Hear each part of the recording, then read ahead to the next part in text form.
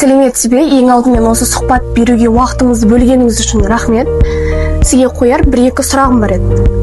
Ең алдымен осы самаурындар музейге қашан келгені туралы айтып бере аласыз ба? Айтуға болады, балам.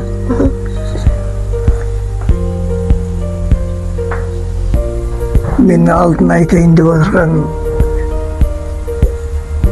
ұстаз болғаннан кейін өзі елдің, ауылдың, оқушылардың қамын ойлап жүретініміз бар.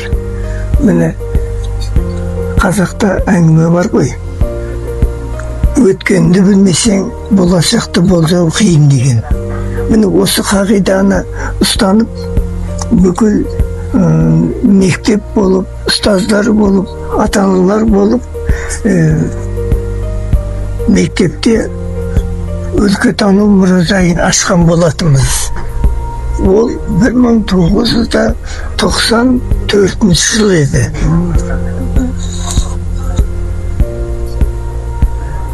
Міне сондағы жинақталған жәдігерлердің ел қызметіне жарап атқан, ел игілігіне жарап атқанына өзім қуанып отырмын мысалы. Міне бүгінгі әңгіме болайын деп отырған нәрсе, жаңағы өзің қозғап отырған самауыр, сонда жинақталған көп жәдігерлердің бірі. Енді соның бағын жандырып, ол жәдігердің тарихын зерттеп жүрген саған Алланың өзі olsun бұл. Ал енді бұл жәдігер қайдан келді десең, Тәшейіп Әсілбек деген қариямыз өткен. Тәшейіп Әсілбек деген. Міне сол қарияның шаңырағынан осы бүкіл ата-аналар болып, бүкіл ұстаздар болып, жағы мұражай ашу мақсатында жәдігерлер жиналғанда, сол үйдің атынан осы жәдігер біздің мұражайға келді. Рахмет осындай. Ол үйге қаяқтан кепті деген сұрақ болатын болса, ол үй негізі Тәшей деген атамыз, енді баба болады ғой бізге енді. Сол Тәшей деген атаның Жайсан деген кемпірі болған. Сол Жайсан деген кемпірінің қыз болып ұзатылып келген кездегі сол төркіннен келген нәрсенің бірі екен. Төркіні сәл тұрмыстылау кісілер болғанда, сол берген азы көп береді ғой енді қырдың арқасында. Қай жердің қызы екен сол? Бұл Таскесудегі көңілді. Иә. Міне жерде Бапай бай деген бай болған.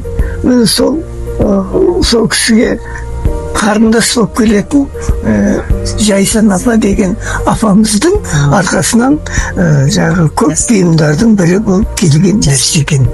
Енді оларға қайықтан келгеннен сәл білу қиындап кетті, өйткені арада ғасыр өтіп кетті. Осындай 150 жылдық тарихы бар самаурын туралы айтқан ақпаратыңызға көп рахмет. Осы ақпарат арқылы алдағы жұмысымды одан әрі дамытамын деген ойдамын. Міне енді сөздің реті кеп қалды, бір әңгіме айтып жіберейін. Анау Бауыржан атамыз бар ғой, Батыр атамыз. Міне сол кісіге Алматыда тұрып атқан жерінен әскери мектепте оқитын 3 курсант дейді ғой ол кезде. Оқушы демейді, оларды курсант дейдің сен. Әскери киімменен 13-14 жасар бала есік қағып тұрады. Зейнеп деген келіні бар емес пе? Сол кісі далаға шығып қараса, кішкене 3 әскери бала тұр дейді. Жаңа Бауыржан атаға жолығатын еді. Зейнеп келін айтады атаға. Ата осындай әскери киім киген 3 жас өспірім бала кеп тұр. Рұқсат қыласыз ба дейді. о келсін онда деп жағы балалар кіріп отындай жайғасып енді Батыр ата болған екен, ол кісінің айтары да балдарында сұрағы көп қой. Соның ішінде балдарынан да сұрақ қойыпты. Ата, сіз сондай оқпенен оттың арасында жүрдіңіз, талай мәрте ажалмен көзбе-көз келдіңіз, бетпе-бет келдіңіз, сонда қорықпадыңыз ба деген екен. Сонда Бауыржан ата айтыпты, қорықпадым десем өтірік болады балдарым. Ол әркімде пенде болғаннан кейін ол ажалдан қорықпайтын адам болмайды. Бірақ депті, бірақ ол адамның бойындағы сондай қорқынышты үрейді жеңе білсең, табысқа жетесің, жеңіске жетесің деген екен. Міне Құдай қаласа, ертең сенде тұлпар болыпты да қосылып жатыр екенсің. Қанша дегенмен қобалжу керек болатын болса, үрей де болуы мүмкін адамның бойында. Енді нәтижем төмен болып қалса, апайымның бетіне қалай қараймын, ата-анамның бетіне қалай қараймын деген сияқты. Міне сол кезде не істеу керек? Жаңа атаның айтқанын еске алу керек. Қалайда сол үрейді жеңіп, өзін қолға алып, үлкен табысқа жетуді нәсіп етсін балам. Маңтайың жарқап, үлкен жетістікке жет, апайыңды, ата-анаңды бәрін қуанышқа кенел. Аталардан қалған мынандай сөз бар. Балам, әумин.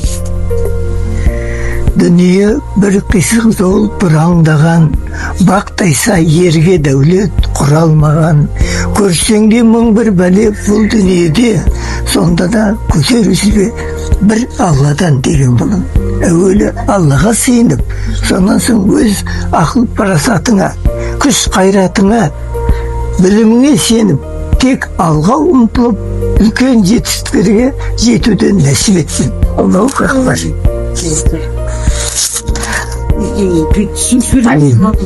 Берген құнды мәліметтеріңізге, батаңызға көптеген рахмет айтамын. Өлкетану музейіндегі баташтардың біздегі самауырлар өте мынау. Тіпті жазылған суреттеріне шейін істелінген. Ол жерге де барып сұхбат алып, сондай жұмыстар. Жағдайда мына Түркістан облыстық музейі бар ғой, өлкетану музейіне бардық. Зерделеу жұмысын жасау үшін біз бұны біраз жыл бұрын бастадық көкеше. Осы жұмыстың өзі ғылыми жоба деген бірдестен пайда болмайды ғой. Жылдан жылға ол жаңара береді. Бұл өзіміздің нөмір 106 Қайнарлық жалпы білім беретін мектебіндегі жаңағы атамыздың мұражайына барып, сол жерден өзіміздің осы зерттеп отқан самауырлар, көне жәдігерлеріміз. Көне десек те болады, 1,5 ғасырлық тарихы бар. Жәдігер өткен барлығы бізге тарих қой қазіргі кезде. Сол арқылы бұны көріп біз іздестіру жұмысын жасадық. Сіздің сондай сол кезде музей жетекшісі болып, осы елден жинақтаған еңбектеріңіздің жемісін көріп, Құдайға шүкір, атақ алдыңыз, КСРО-ға белгілі ұстаздардың бірі болдыңыз. Қаншама шәкірттер тәрбиелеп, ғылыми жобаларға қатыстырып, жүлделі орындарға ие болды. Олар да бір қызмет ұстап жұмыс істеп жатыр. Аллаға шүкір. Шүкір Аллаға. Бұның бәрі міне сізден мен де үлгі алып, сіздің жолыңызды қуып, музей жетекшінің маған өткізіп, маған сеніп бердіңіз. Мен соның арқасында көптеген жетістіктерге әр ғасырдан сөйлейтін музейіміз бізге көп мәліметтер береді. Осы елдің, туған өлкеміздің құнды жәдігерлерін дәріптеу үшін, оқушыларымызға білім беру үшін, әрі дамып, өз елінің, туған жерінің тілін, ділін, салт дәстүрін жалғастыру үшін біз осындай нәрсені жұмыс жасап жатырмыз. Отансүйгіштікке, патриоттық сезімге, бәсекеге қабілетті мына жаһандық құзырет дейміз ғой, жаһандану замандағы өз елін сақтап болашақ балалардікі қарап тұрсаңыз, өзінің тарихын білген адам ол өмірде де небір мемлекеттер жоғалып кетіп жатыр өздері. 200-ден аса мемлекет бар, соның қаншасы жоғалып кетті. Сондықтан біз қазақ елдің уақытта саны көп мемлекеттерге адам саны. Солар өзінің тілін жоғалтып, басқа тілдерге енгізіп кетті. Сондықтан біз осыны жадын сақтауда, осы мұражайлардың, музейдің мәртебесі биік болсын деп айта аламыз. Оның көптеген отансүйгіштік қасиеттер көп қой, оқушылармен шығармашылықпен айналысу жағынан, үйірме, факультативті сабақтарын ашса, тіпті жақсы болар еді деп айта аламын мен осы жерде.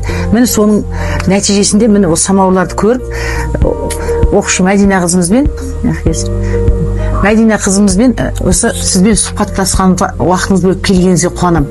Ыбырай Алтынсарин төсбелгісін неше түрлі орден, даңқ несінің ардагері орден медальдарыңыз тағып келмекшісіз болып соны айтты. Барлық сізде барлық жетістіктеріңіз жетеді. Рахмет сізге осылай келіп. Сәттілік бізге де, сізге де ұзақ өмір сүріңіз. Жеңшем екеуміз Құдай қаласа көптеген шәкірттерге осындай тәлім тәрбиелік нәрсені беріп сұхбаттасқанымызға қуаныштымыз. Сіз туралы тағы да жеке сіз туралы біз іздестіру жұмыстарын тағы да жасаймыз деймін.